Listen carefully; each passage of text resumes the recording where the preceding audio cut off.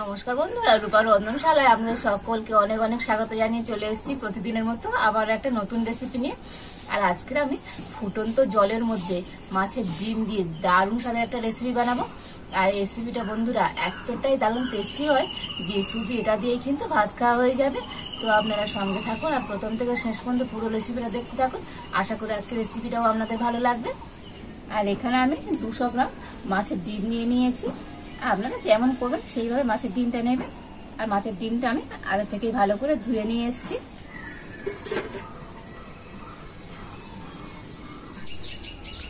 তো প্রথমে আমি উনুনটা জ্বেলে দেব।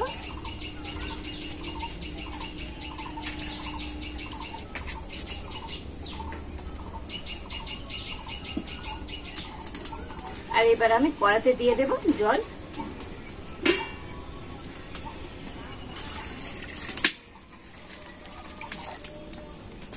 তো দেখুন জল কিন্তু গরম হয়ে গিয়েছে। আর এবারে আমি মাছের ডিমটা জলের মধ্যে দিয়ে দিচ্ছি। তো এই ফুটন্ত জলের মধ্যে মাছের ডিমটা কিন্তু আমি একটু সিদ্ধ করে নেব। তো দেখুন এই ফুটন্ত জলের মধ্যে তো আমি 3 মিনিটের মতো মাছের ডিমটা সিদ্ধ করে নিয়েছি। আর এখন আমি তুলে নেব।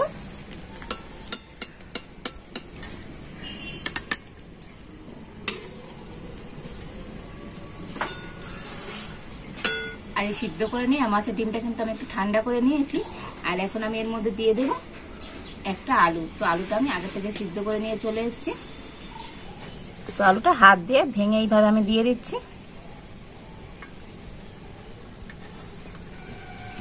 আর এবার আমি দিয়ে দেব বেসন। তো এখানে আমি 2 চামচ বেসন দিয়ে দিচ্ছি। তো ভালো বাইন্ডিং এর জন্য আমি 2 চামচ বেসন দিয়ে দিলাম। দিয়ে দিচ্ছি পরিমাণ মতো লবণ, অল্প একটু হলুদ গুঁড়ো, অল্প একটু লঙ্কা গুঁড়ো, আর দিয়ে দিচ্ছি অল্প একটু জিরে গুঁড়ো। তো এখন সমস্ত কিছু হাত দিয়ে কিন্তু খুব ভালো করে মিশিয়ে নেব।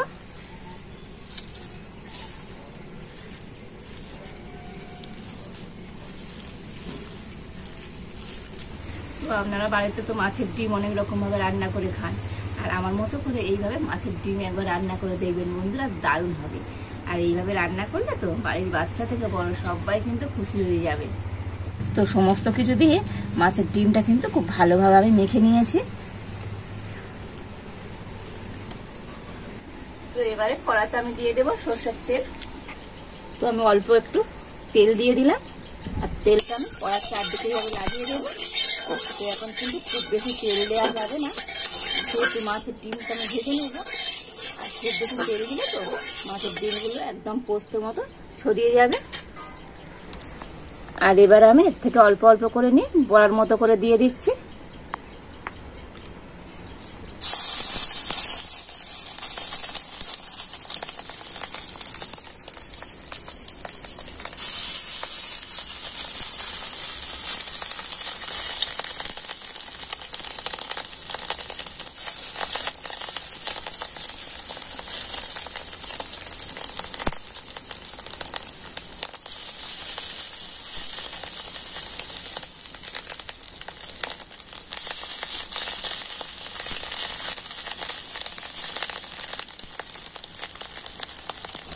আর এবারে বড়াগুলো আমি একবার উল্টে দেব।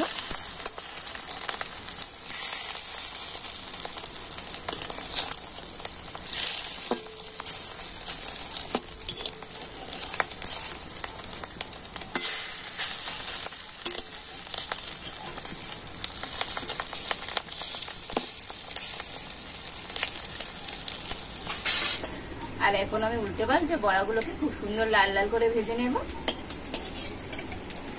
তো দেখুন বড়াগুলো কিন্তু খুব সুন্দর করে আমি ভেজে নিয়েছি। আর এখন আমি তুলে নেব।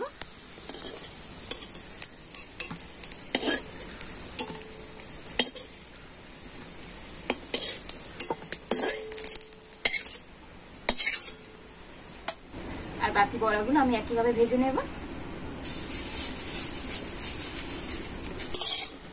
তো দেখুন এই সমস্ত বড়াগুলো আমি ভেজে নিয়েছি।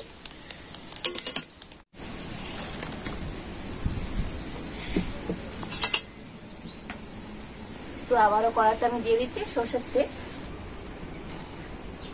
তো 2 চামচ সর্ষের তেল আমি দিয়ে দিলাম। দিয়ে দিচ্ছি গোটা জিরে, দিয়ে দিচ্ছি একটা পেঁয়াজ আমি কুচিয়ে নিয়েছি, দিয়ে দিচ্ছি 4টে কাঁচা লঙ্কা। আর এখন আমি পেঁয়াজটা একটু লাল লাল করে ভেজে নেব। দেখুন পেঁয়াজটা আমি একটু লাল লাল করে ভেজে নিয়েছি। আর এবার আমি দিয়ে দেবো টমেটো। তো একটা টমেটো আমি কুচিয়ে নিয়েছি, তো দিয়ে দিলাম। তো টমেটোটা একটু ভেজে নেব। তো দেখুন সমস্ত কিছু কিন্তু খুব ভালো করে আমি ভেজে নিয়েছি। তো এবার দিয়ে দিচ্ছি 1/2 চামচ হলুদ গুঁড়ো, দিয়ে দিচ্ছি অল্প একটু কাশ্মীরি লঙ্কা গুঁড়ো,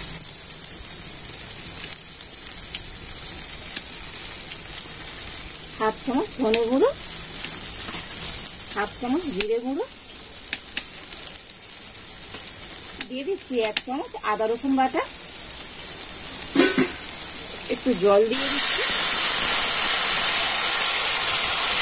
আর এখন আমি সমস্ত মশলাগুলো খুব ভালো করে কষে নেব।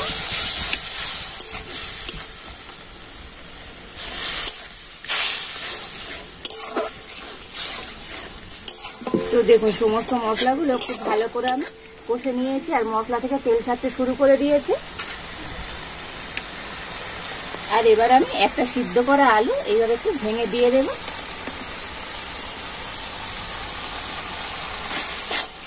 তো আলু সিদ্ধটাও মশলার সাথে ভালো করে কষে নিচ্ছি।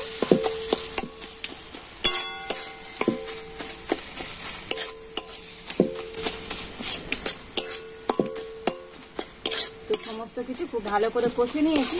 আর এবার আমি দিয়ে দেবো গরম জল।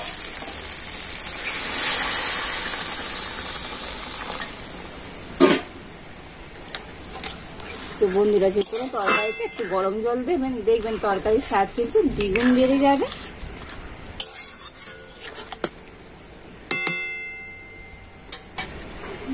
দিয়ে দিচ্ছি পরিমাণ মতো লবণ।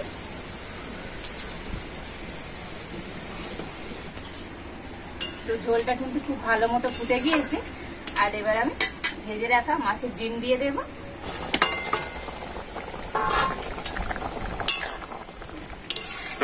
তো ডিমগুলো দিয়ে আরো আমি কিন্তু 5-7 মিনিট ভালো করে ফুটিয়ে নেব।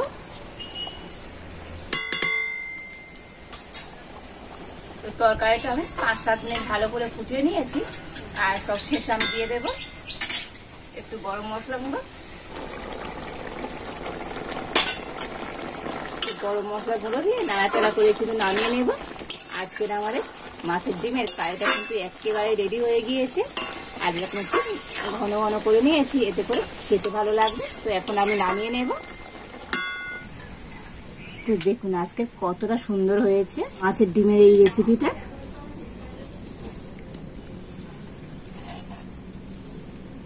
আর সাথে তো বন্ধুরা দুর্দান্ত হয়।